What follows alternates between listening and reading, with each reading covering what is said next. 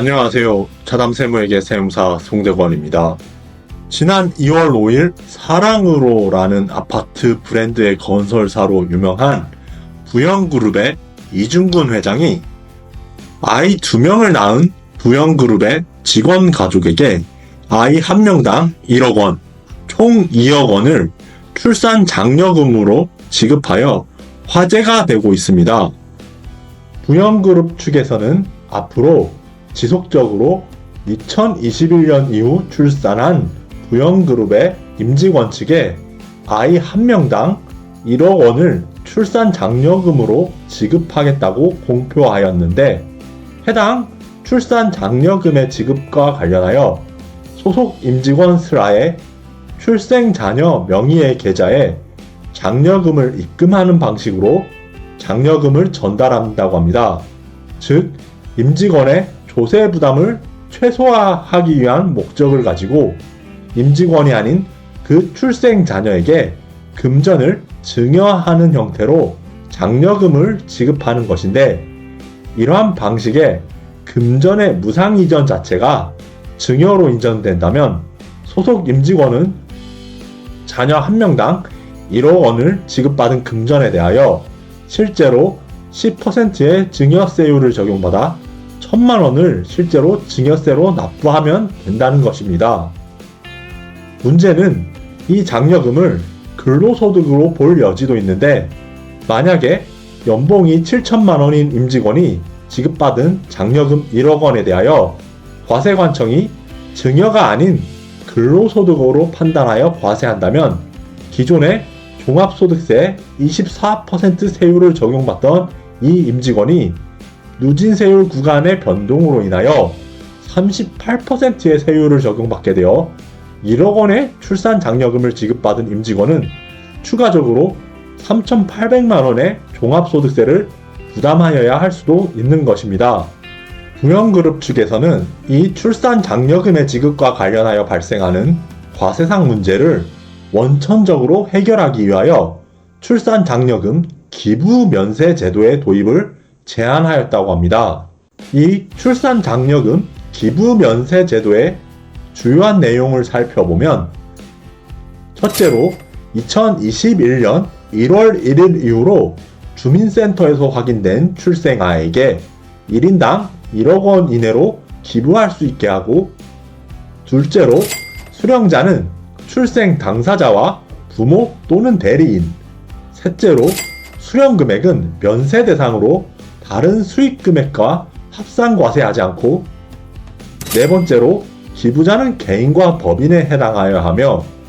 마지막 다섯 번째로 개인 기부 금액은 연말정산 시에 소득공제, 법인이 기부한 금액은 법인 소득공제를 받도록 하자 등의 제한사항으로 구성되어 있다고 합니다. 즉, 해당 출산 장려금을 수령한 임직원에게는 소득세법상 비과세 제도를 적용하여 관련 세부담을 지게 하지 않고, 장려금을 지급한 개인과 법인은 해당 금전에 대하여 기부금 관련 공제 제도를 적용받을 수 있도록 하자는 것입니다. 기획재정부는 출산 장려금 기부 면세 제도와 관련하여 해당 제도를 실제로 도입할 수 있는지 여부에 대한 검토 작업에 착수했다고 합니다.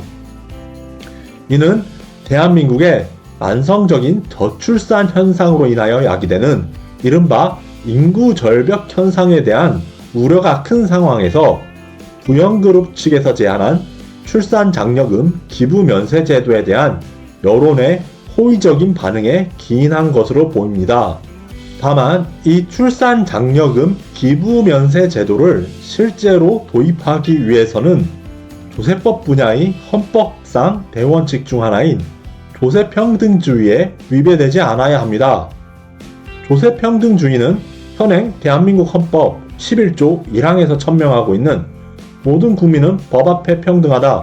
누구든지 성별, 종교 또는 사회적 신분에 의하여 정치적, 경제적, 사회적, 문화적 생활의 모든 영역에 있어서 차별을 받지 아니한다는 조문에서 보이는 이른바 평등 취급의 원칙 내지는 불평등 취급 금지의 원칙에 근거하는 것으로서 조세의 부과와 징수를 납세자의 담세 능력에 상응하여 공정하고 평등하게 할 것을 요구하며 합리적 이유가 없이 특정의 납세자를 불리하게 차별하거나 우대하는 것을 허용하지 아니한다는 원칙입니다. 이러한 조세평등주의는 대한민국의 납세자 일반 전체를 그 대상으로 하여 금전 납부 의무의 방식으로 부과되는 것이기 때문에 합리적 이유가 없이 특정의 납세자를 불리하게 차별하거나 우대하는 것을 허용하지 아니하여야 합니다. 즉, 동일한 담세 능력을 가진 자는 원칙적으로 동일하게 과세될 것을 요청하는 이른바 수평적 공평이 과세관청이 납세자를 대상으로 한 세법의 해석과 적용, 그리고 조세의 부과와 징수 절차 과정 등에서 관철되어야 한다는 것입니다. 부영그룹 측에서 제안한 이 출산장려금 기부면세 제도와 관련하여 납세자 간의 차별 대우와 관련하여 발생하는 이른바 상대적 박탈감을 야기할 수 있다는 측면에서 문제를 제기하는 전문가들의 주장이 있습니다. 즉, 조세평등주의에서의 합리적 이유가 없이 특정의 납세자를 불리하게 차별하거나 우대하는 것을 허용하지 아니한다는 원칙과 관련하여 출산장려금 기부면세 제도가 문제점을 가지고 있다는 점을 밝히고 있는 것입니다. 우선 2021년 1월 1일 이후로 주민센터에서 확인된 출생아에게 1인당 1억 원 이내로 기부할 수 있게 하고라는 내용과 관련하여 왜 2021년 이후 태어난 아이부터 혜택을 주어야 하는 것인지 설득력이 있어야 한다면서 2021년 전에 태어난 아이와 이후 태어난 아이 사이에 형평성 논란이 일 수 있다는 점을 지적하고 있는 것입니다. 그 다음으로 부영그룹은 2023년 기준 재계 서열 22위의 대기업 집단에 해당하는데 저출산 문제의 약한 고리는 대기업이 아니라 중소기업인데 기부할 여유가 있는 대기업의 임직원만 혜택을 볼 수 있다는 점에 문제를 제기하면서 출산장려금 기부면세 제도를 운영할 여력이 없는 중소기업 소속 임직원들의 상대적 박탈감을 지적하는 전문가의 견해도 있습니다. 한편으로는 이 출산장려금 기부면세 제도가 일부 부유층이 자신이 가지고 있는 부 자체를 조세 부담 없이 무상으로 이전하는 수단으로 악용할 수 있다는 견해 또한 존재합니다. 이른바 교차 증여를 통하여 개인 기부자의 경우에는 개인 A가 타인인 개인 B의 손자에게 출산장려금 기부 명목으로 1억 원을 주고 또한 개인 B가 다시 타인인 개인 A의 손자에게 같은 방식으로 1억 원을 주는 식의 편법으로 세금을 내지 않고 부를 물려주는 상황이 발생할 수도 있다는 것입니다. 지난해 말 미국의 뉴욕타임스에 게재된 한국은 소멸하고 있나라는 제목을 한 칼럼에서는 현재 0.7명대로 떨어진 한국의 저출생 문제를 중세의 흑사병과 비교하여 충격을 준 것에서 더 나아가 한국이 유능한 야전군을 유지하는 데 어려움을 겪는다면 합계 출산율 1.8명인 북한이 어느 시점에선간 남침할 가능성도 있을 것이란 섬뜩하고 대담한 주장을 하였다고 합니다. 최근 들어 부영그룹 이중근 회장이 직원 가족에게 아이 한 명당 1억 원, 총 2억 원을 출산장려금으로 지급한 것, 그리고 부영그룹 측에서 출산장려금 기부면세 제도의 도입을 주장한 일이 여론에 지대한 관심과 우호적인 반응을 이끌어내고 있는 것은 위기가 오는 걸 보면서도 대비하지 않고 정쟁에 몰두하다가 결국에는 어느새 예정된 미래가 되어버린 대한민국의 인구 감소, 더 나아가 대한민국의 국가 소멸에 대한 국민들의 우려가 계속하여 고조되고 있는 상황 때문일 것입니다. 부영그룹 측에서는 이 출산장려금 지급이 일회성에 그치지 않고 지속적으로 이루어지도록 하기 위하여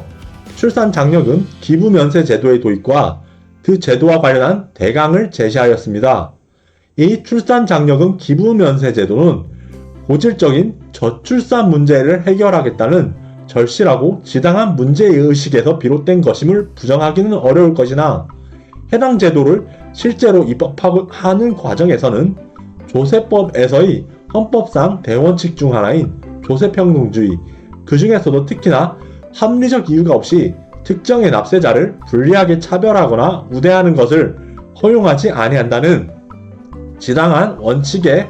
그 한계를 준수하면서 진행되어야 할 것입니다. 그래야만 지난 1987년 10월 29일에 전부 개정되고 1988년 2월 25일부터 시행되어 오고 있는 현행 대한민국 헌법 그 전문에 기술되어 있는 정치, 경제, 사회, 문화의 모든 영역에 있어서 각 인의 기회를 균등히 하고 능력을 최고도로 발휘하게 하며 자유와 권리에 따르는 책임과 의무를 완수하게 하여 안으로는 국민 생활에 균등한 향상을 기하고 밖으로는 항구적인 세계 평화와 인류 공영에 이바지함으로써 우리들과 우리들의 자손인 안전과 자유와 행복을 영원히 확보할 것을 그 궁극적인 이상으로 삼고 있는 대한민국 헌법의 제정 정신에 부합하는 법규의 입법일 것입니다. 이상으로 자담세무에게 세무사 송대권이었습니다. 감사합니다.